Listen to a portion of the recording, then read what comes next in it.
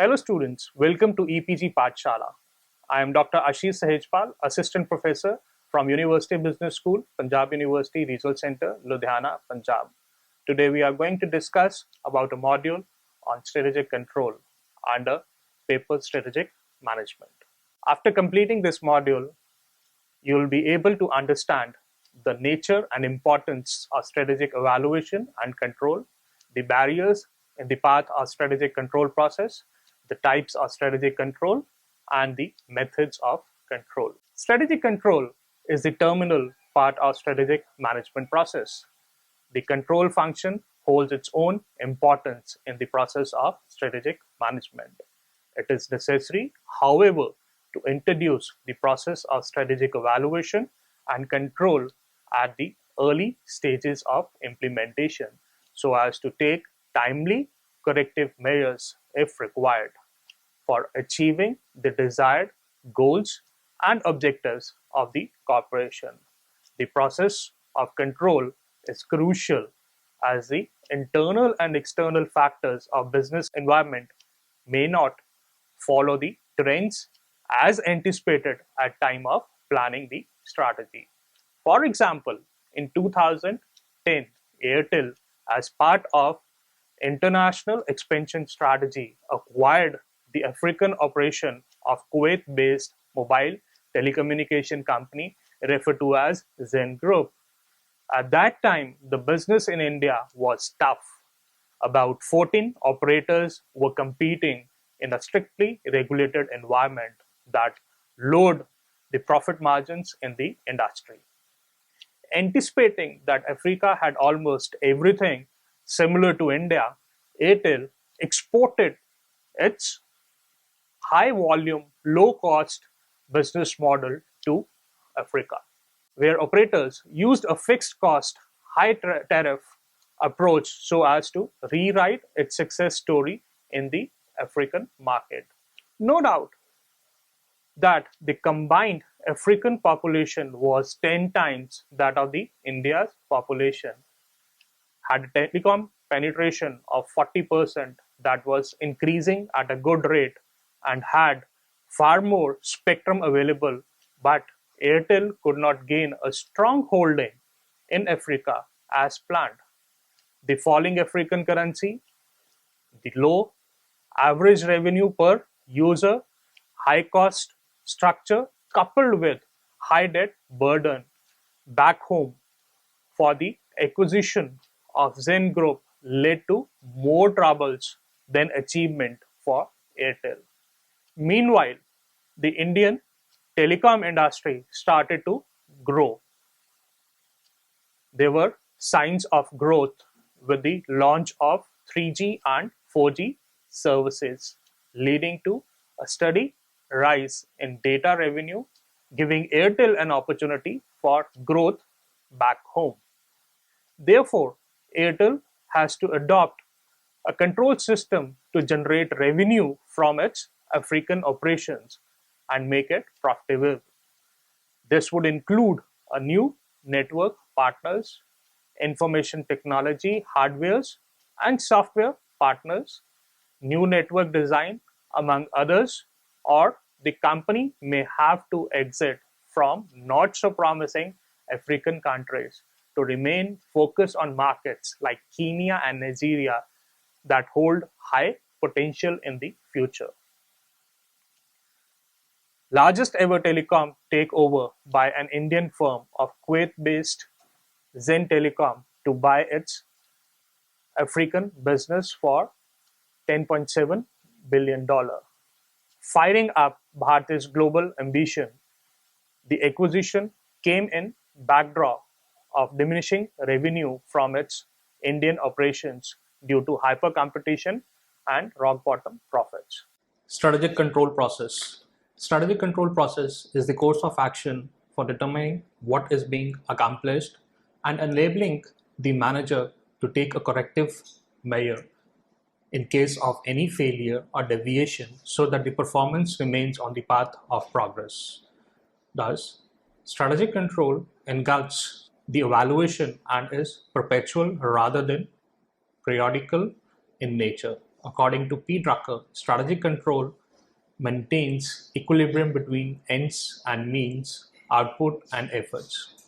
The strategic control process consists of three phases: evaluation, criteria, performance evaluation, and feedback. The first phase, that is evaluation criteria, can be done both quantitatively as well as qualitatively.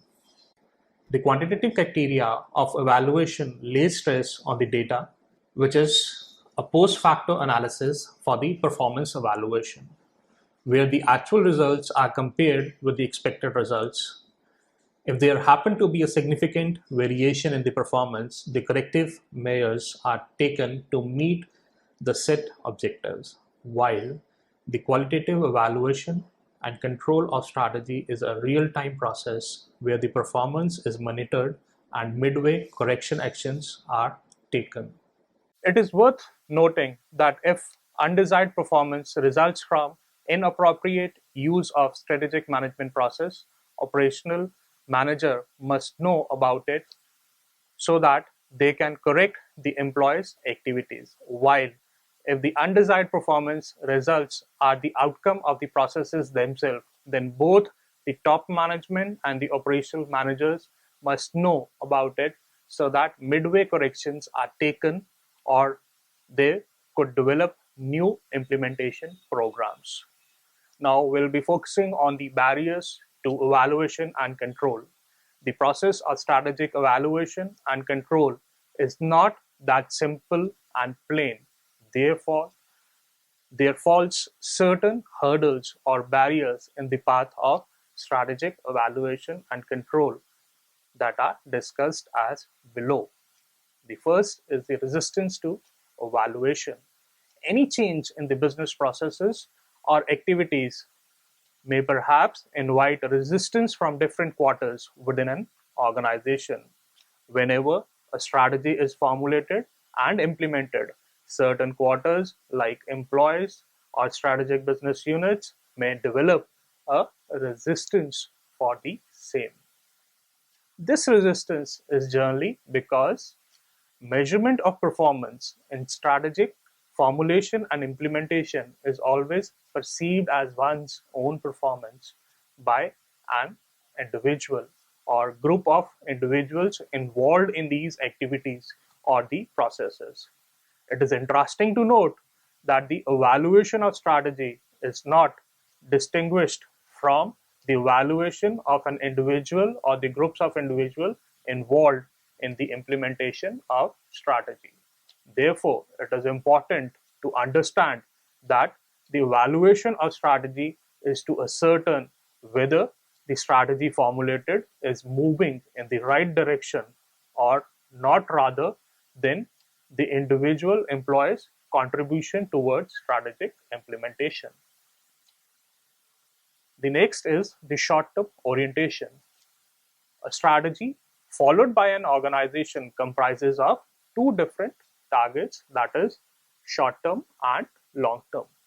If the corporation short-term target does not coincide with that of the long-term strategy target, the corporation may start giving importance to the short-term targets, overlooking the long-term objectives, so that compliance is made in the short run.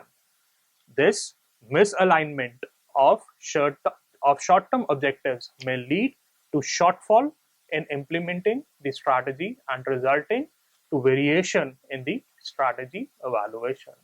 Therefore, the short-termism approach has to be avoided for successful strategic control in the process of strategic management.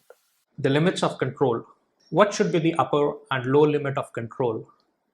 This remains a general dilemma of any control system.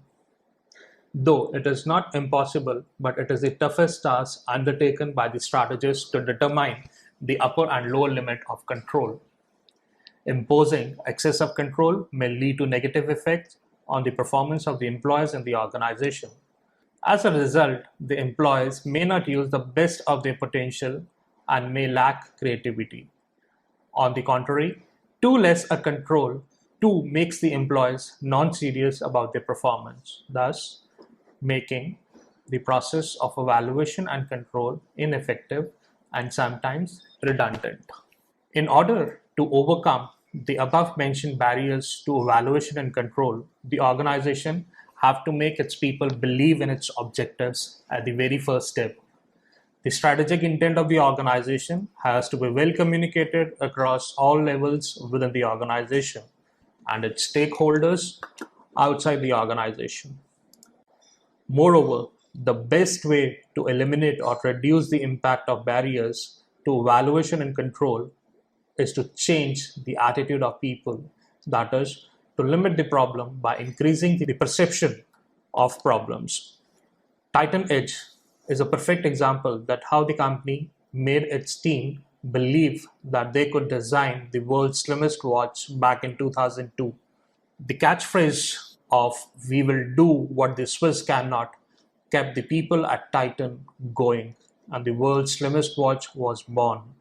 It was the first time ever that an Indian watch company pushed the boundaries to design and manufacture indigenously the slimmest watch, thereby gaining an entry into Guinness Book of World Record. 10 years later, the new generation Edge 2012 was lighter than ever before at 36 grams. By using a skeletal structure in cases in titanium, a new edge material used in aircrafts and spacecraft. The new Edge was the slimmest and the lightest watch in the universe. Its form and proportions are very contemporary. The watches have sapphire crest top and bottom, unique construction, houses, 1.15 mm movement between two layers of sapphire, which reduces overall thickness of the watch to 4 mm only. Types of strategic control. There are 4 types of strategic control that are discussed as below: premise control, implementation control, strategic surveillance control, and special alert control. Premise control. Business strategy is based on the assumption that how things will occur in the future. Premise control allows the top management of the corporation to examine whether this assumption will continue to hold true with the implementation of the strategy or not. Therefore, premise control helps the management to take corrective actions at the appropriate time and discontinues the original strategy that was based on invalid assumption. These pre-assumptions may relate to the changing government policies, environmental factors such as inflation, interest rates, and social changes, or by industry factors such as competitor, suppliers, and barrier to entry. For example, Titan Company Limited, formerly known as Titan Industries Limited, had a successful jewelry purchase scheme named as Tanish Golden Harvest Scheme. This scheme helped the company to boost its sale in times when the prices of gold was on rise. Under this scheme, the consumer were allowed to make 11 equal monthly payments towards the purchase of jewelry, where the final and 12th installment was being made by the company itself. With the total accumulated amount, the consumer was finally allowed to make purchase of the jewelry post 12 months. This scheme was convenient for the consumer for making purchase of gold jewelry, as it was based on systematic investment and gave a run to other financial products in the market as far as returns were concerned. However, with the newly enacted Companies Act, which became a law on 1st April 2014, certain new rules were introduced, especially under explanation of Section 21B of the Companies Acceptance of Deposit Rules 2014, which appeared to bring such scheme also under the definition of public deposits. TCL was now constrained to compile with this new law immediately and was required to wind off the levels of deposits, as these were termed now in its current form. This meant that TCL was constrained to stop accepting any further installments from the existing account holder also. Tanish later revised its Golden Harvest scheme, which was discontinued earlier because of the new Companies Act. The new act put a limit onto the return offered by the company to deposit holder to 12% and capped the total amount of deposit to 25% of their net worth. The revised scheme now compiled with the new law. Implementation control. Once a strategy is formulated, it has to be implemented. As the manager takes the necessary steps to put the strategy in action, implementation control is used to review whether the original plan, programs, and projects are being well implemented and the corporation is glided through its predetermined objectives or not. Milestone review is another tool used for implementation control. The milestone review allows the manager to determine the critical points in strategic implementation in terms of event, resources, or even time. Exhibit 1 showcases an email to the Airtel customer from CEO Bharti Airtel Limited, where an attempt is being made by the company to provide the best network through its initiative, Open Network. Through this initiative, the company provides its network information to its customer so that they could tell Airtel where the gaps are. This would help the company to improve its coverage and provide an experience like no other in the industry. The company acknowledges that there's a coverage holes in India and are still a challenge. At some location, the company needs to install new towers, while at some other, towers have forcibly been shut down. Such implementation control will help company like Airtel to optimally utilize its infrastructure and achieve its objective of being the best network service provider in India.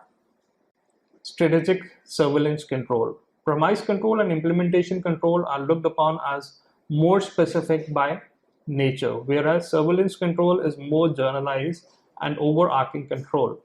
A company has to protect its business from the external threats that may hinder the success of the strategy implemented. Strategic surveillance control allows the management to monitor multiple sources for these threats. The manager may safeguard the strategy by continually upgrading themselves about industry-specific information through trade journals and magazines, attending trade conferences, etc.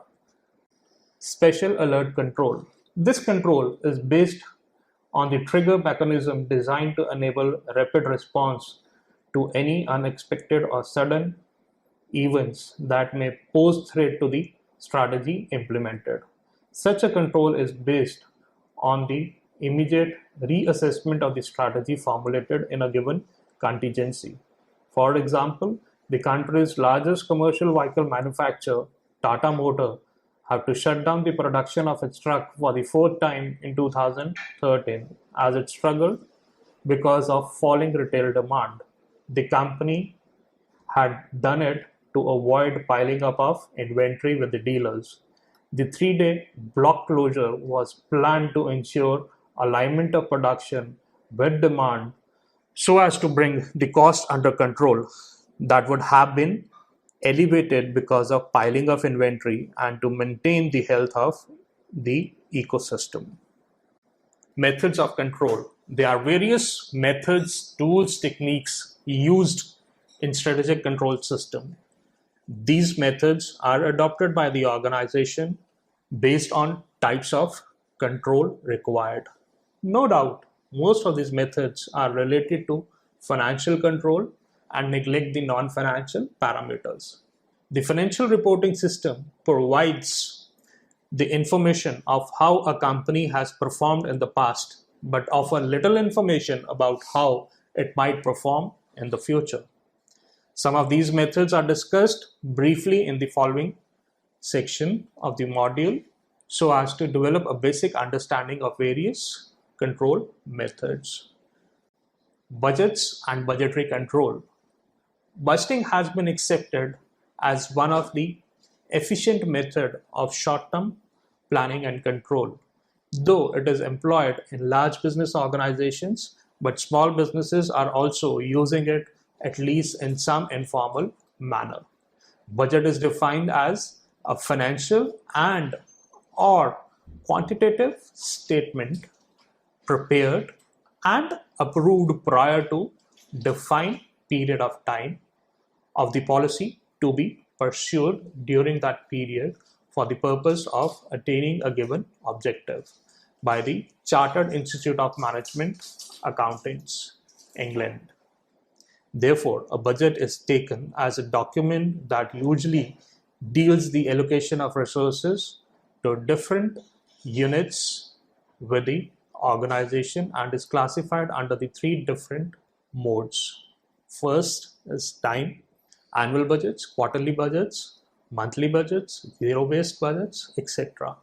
Second is on the basis of functionality, human resource, materials, marketing, sales, research and development, administration, etc. And last is flexibility, to evaluate the performance at different volume levels or capacity utilization, sensitivity to key parameters, etc. Further, the budgetary control is the process of establishment of budgets relating to various activities and comparing the actual performance with the budgeted figures for calculating the deviation, if any. It is to be noted that budgetary control is not possible without budgets. Dear students, now we'll be focusing on ratio analysis as a method of control. Ratio analysis is a form of financial statement analysis used to obtain a quick snapshot of firm's performance in various key areas. It is used to measure the company's operating and financial performances such as efficiency, liquidity, solvency, and profitability. The trends of various ratios is studied over a period of time to check whether the strategy pursued so far is proceeding in the right direction or not.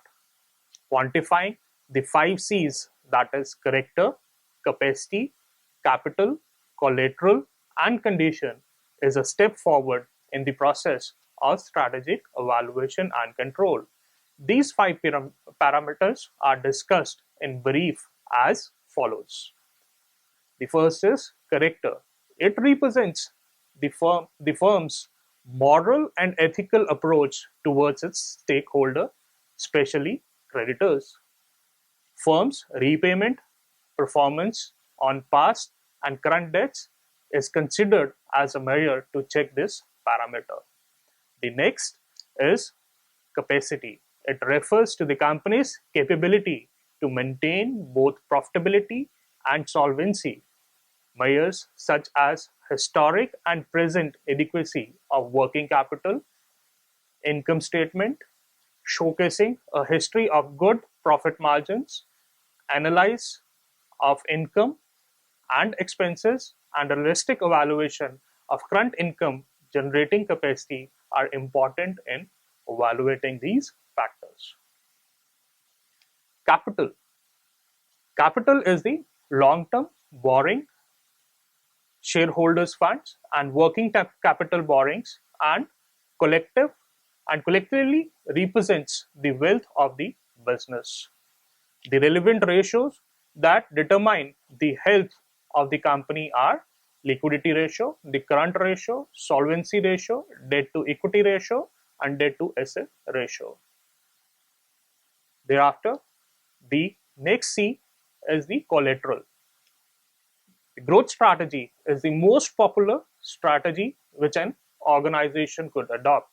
The companies that do business in a growing industry must expand to survive, for which monetary resources are absolutely necessary. For raising the required capital, the companies negotiate for long and short-term borrowing from the current and prospective shareholders. In such a situation, the collateral becomes the essential requisite, and the extent of collateral therefore reflects the firm's capacity for borrowing. Net realization value, that is NRV, is an important measure to check the collateral parameter. Then the last, what we talk about, the conditions.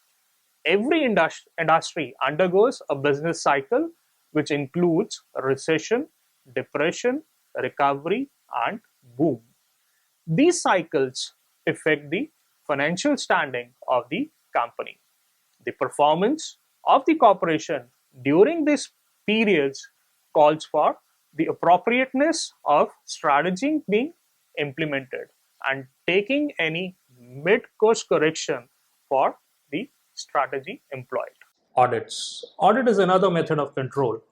An audit is the process by which the financial statement of an organization are evaluated so as to ensure that these are accurate representation of transactions the business claims for. The audits can be done both internally and externally. Internal audits are done by employees of the organization, while external audits are conducted by independent agencies outside the firm. Time-related control methods.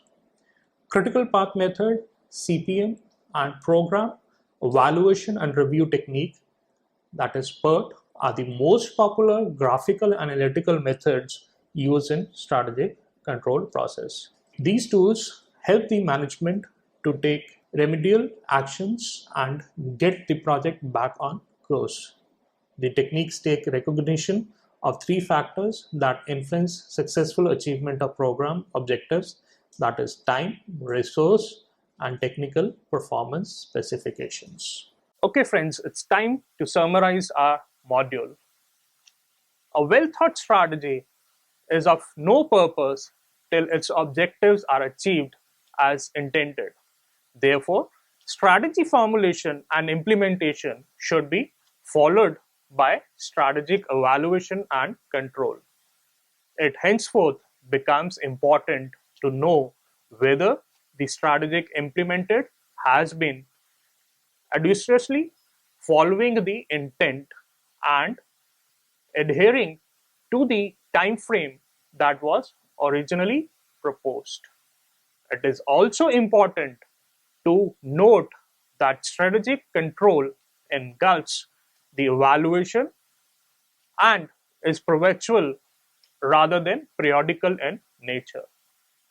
The phase of evaluation includes understanding the influence of internal and external environmental factors on the strategy during the time horizon of its implementation.